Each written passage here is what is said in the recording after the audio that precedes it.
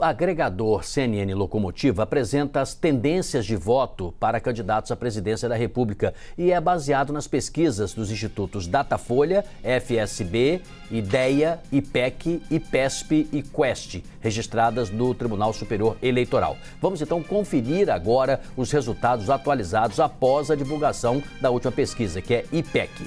Nestas, o candidato Lula, do PT, aparece com 47% das intenções de voto, como você vê aí na tela. Jair Bolsonaro, do PL, tem 31%, Ciro Gomes, do PDT, 7%, Simone Tebet, do MDB, 5%, Soraya Tronic, do União Brasil, aparece com 2%, brancos e nulos perfazem 9%, outros somam 2%. Seguimos falando sobre o cenário eleitoral. A pesquisa mais recente traz o ex-presidente Lula à frente, com 47% das intenções de voto no primeiro turno, seguido de Bolsonaro com 31%.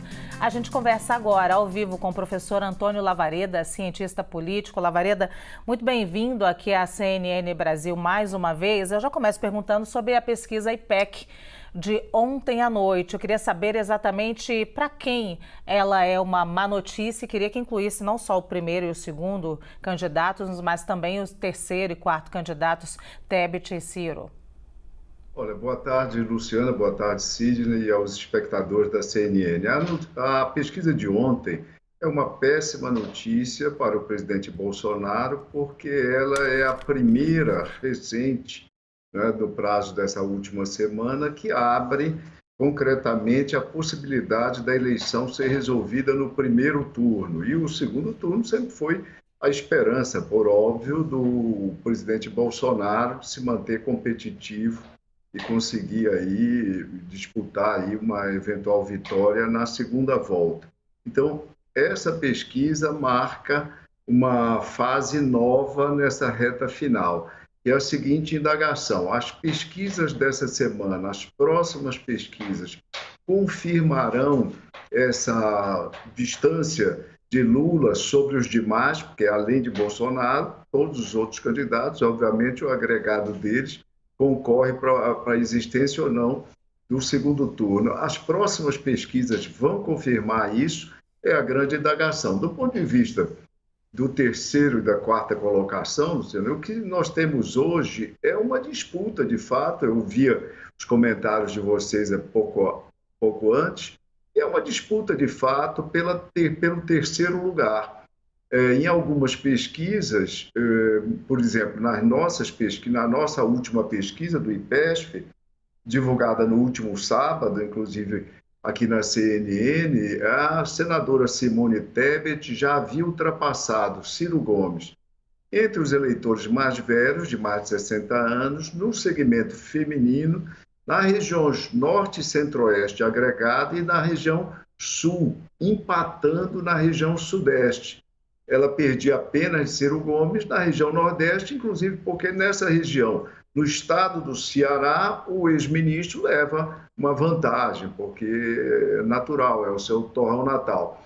Então, do ponto de vista dos candidatos de terceira via, a interrogação que se coloca é o seguinte: quem vai chegar em terceira posição? E do ponto de vista dos dois principais competidores, a interrogação que se coloca hoje é a distância apontada pelo IPEC, essa distância de 16 pontos, que é a maior distância entre as 4 últimas pesquisas divulgadas, a maior distância registrada. Ela vai ser mantida, ou pelo menos sinalizada, ou seja, vai se abrir a dianteira de Lula sobre Bolsonaro nas próximas pesquisas. É isso que nós vamos ficar atentos, prestando atenção. Lavareda, se me permite, vou colocar aí um terceiro elemento para a sua reflexão, né? O especialista aqui é o senhor, evidentemente. Mas essas últimas pesquisas já demonstram um certo esvaziamento, Tebet e Ciro, espontaneamente, que alguns chamam de voto útil, né? Ou aquele eleitor, de alguma maneira, que acha que deve votar no primeiro turno, diferente do que ele pensava até então. Isso também é um elemento a considerar para as próximas pesquisas? Olha, Sidney, naturalmente, na expectativa do voto útil, que é um voto perseguido tanto por Lula quanto por Bolsonaro, ou seja, eles perseguem a antecipação daquela preferência do eleitor que só chegaria para eles no segundo turno, a antecipação logo para o primeiro turno. Em suma, é disso que se trata esse tal de voto útil. Então, o fato de que os eleitores de Simone e os eleitores de Ciro não demonstram a mesma consistência na sua preferência, perto da metade, ou pelo menos 40% no mínimo em todas as pesquisas, para cada um dos grupos desses eleitores, admite ainda que seu voto, sua decisão não é definitiva, é essa expectativa que vai acompanhar até as últimas horas da disputa. Boa parte do voto útil, não raro, se resolve nas últimas horas, literalmente, das pesquisas da véspera da eleição, para ser traduzida essa opção como comportamento efetivo nas urnas, ou seja, no nosso caso, no dia 2 de outubro. Então, você tem razão, esse voto útil, potencialmente revelado pela pouca consistência ou menor consistência das intenções de voto de Simone Tebet e de Ciro, é um dado também para ser observado daqui para frente.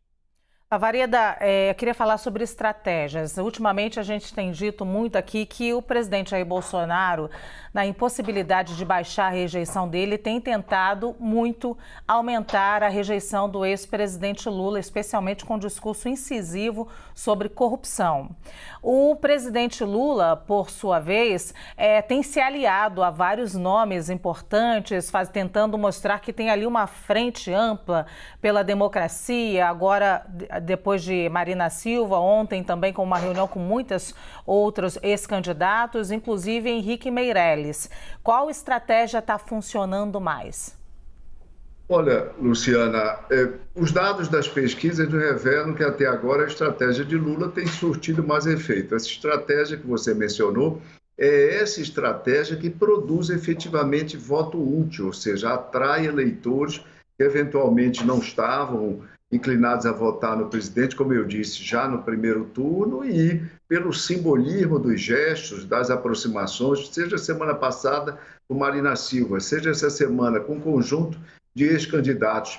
Mas a cereja do bolo era Henrique Meirelles, exatamente, seja por gestos assim que o presidente Lula tem conseguido aí agregar alguns pontos que podem ser decisivos nessa trajetória para eventualmente resolver a eleição no primeiro turno. Ao passo que o presidente Bolsonaro apostou suas fichas nos últimos 8 dias no discurso anticorrupção. Suas inserções, seus comerciais na televisão, seu programa na TV também, apostaram praticamente todas as fichas nessa clave. E eu já tive a oportunidade de comentar isso no Twitter, que ou esses comerciais não foram pré-testados ou foram mal testados, porque obviamente não tem contribuído em nada para o desempenho do presidente. Eu via vocês há pouco comentando sobre o crescimento dele, das suas intenções de voto, nesse segmento de mais de 5 salários mínimos. Mas nós temos que ser mais cautelosos com relação a isso, porque nesse segmento, que corresponde a cerca de 13% do eleitorado nas amostras do Instituto IPEC, nós estamos falando de cerca de 326 entrevistas em torno disso, e a margem de erro aí, nesse segmento específico, vai para 5,8%. Então, nós não vamos saber exatamente ao certo se houve variação na margem ou se houve crescimento efetivo do presidente Bolsonaro nesse contingente. O certo é que atacar a questão da corrupção, centralizar suas críticas nessa clave, não surtiu efeito. E é fácil entender porque não surtiu. Eu já disse, provavelmente o material não foi pré-testado, mas se tivesse sido testado, provavelmente revelaria o seguinte: olha, a questão da corrupção é uma página mais ou menos virada em relação ao ex-presidente Lula. A sociedade já tem uma posição a respeito disso, aos que aprovam, aos que desaprovam, acham que ele foi inocentado ou seus processos anulados corretamente ou incorretamente. Isso é jogo jogado para a maioria das pessoas. E outra coisa, combate à corrupção, ao contrário de 2018, na agenda, no conjunto de temas dessa campanha, vem numa distante 5ª posição, nunca chegando a 10% com menção na ordem de prioridade dos eleitores para a atuação do próximo presidente. Então, se o presidente Bolsonaro tinha essa ficha, né, esse recurso como seu recurso negativo mais importante, provavelmente isso já mostrou que não vai produzir resultados. Bons alertas. Vamos agradecer a Antônio Lavareda, cientista político, diretor do IPESP também, pelos esclarecimentos. Muito obrigado, Lavareda. Um bom trabalho, viu? Obrigado. Abraço a vocês. Obrigada.